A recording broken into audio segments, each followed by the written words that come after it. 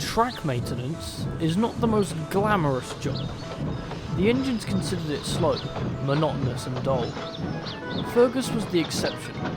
He relished helping the workmen replace old rails with ballast, finding it most satisfying.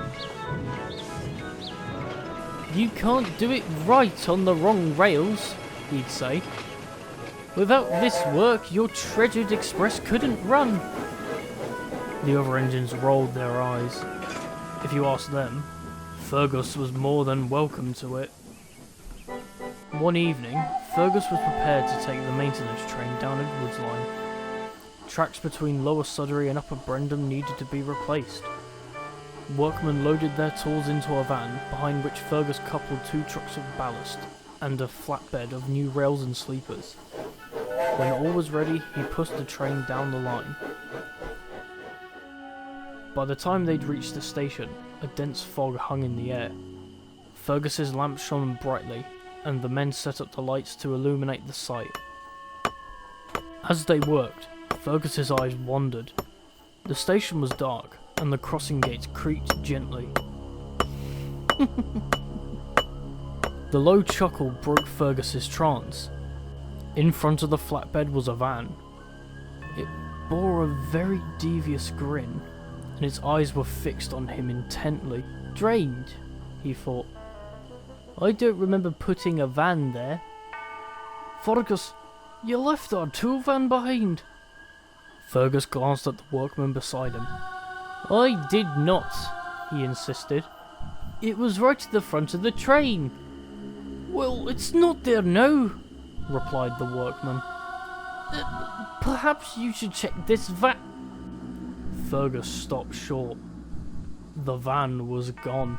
"We need our tools," grumbled the workman, losing his patience. "Take us back to the yard at once."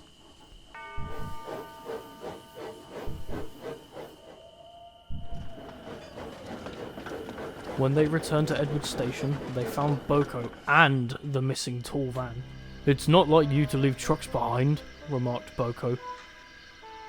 "I didn't leave it behind," Fergus protested. He stopped again. At the back of the goods shed sat a grinning van, shrouded in the darkness. "Would you like me to take the maintenance train?" Boko offered. "You seem distracted." Fergus looked back to the shed once more. The van was gone. I'm fine," he insisted. "The fog must be playing tricks with my eyes. Anyhow, we must be off at once." With the tool van now in tow, Fergus left the yard once more. For an engine known for his focus on the task at hand, his mind thought only of the strange van. He kept a watchful eye all the way up the line. Now that they were properly equipped, the men worked fast. They replaced the rails at Lower Sudbury and slowly worked their way up along the hill towards Upper Brendam. All the while, Fergus was quiet. "Not to worry, old boy," comforted his driver. "We're all a bit forgetful sometimes."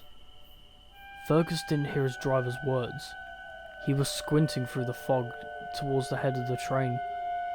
In front of the ballast truck was a barely visible grin. Then came a sudden rush of wind. Fergus shut his eyes tight as he braced the gale. "Watch out!"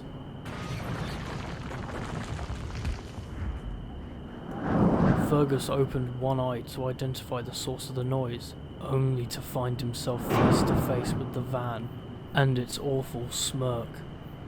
"I don't know who you are," Fergus bellowed, "but I've had..." Suddenly, Fergus was being pushed down the hill. His brakes screamed as he tried to hold the train, the sound mixing with the howling of the wind and the vile cackling of the van. Fergus shut his eyes, straining with all of his might. With one last effort, he stopped at the bottom of the hill. He opened his eyes, and once again, the van was gone. By morning, the fog had cleared, and Boko arrived with the breakdown train. The workman spoke to Fergus. "That was some mighty wind. It blew one of the ballast trucks over and sent it toppling down the hill. Wind can't blow a loaded truck off the rails, Fergus grunted. And where is that other van?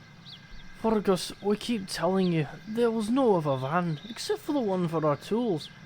Now, we must get this mess cleaned up. I'll find that van and wipe the smug smirk off its face, grunted Fergus. No one interrupts my work.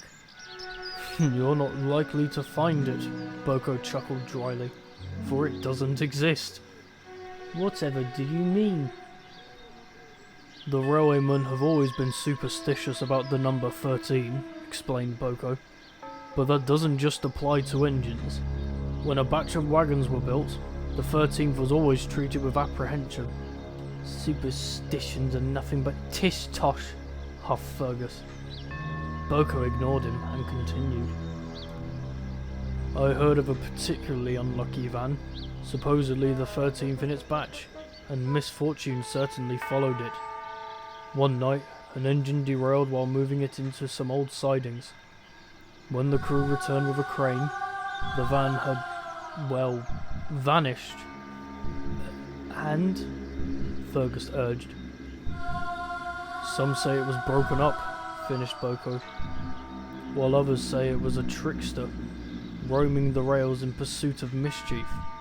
When things go wrong without reason, it's likely the work of the 13th van. Many dismiss it, but you know what you saw. Fergus said nothing. As far-fetched as poltergeist seemed, he couldn't explain how the van moved and disappeared on its own accord. He continued his work with the maintenance crews, but was more focused and alert than ever. He would never admit to believing in ghosts, but every foggy night he remains on guard, lest he received a visit from the 13th van.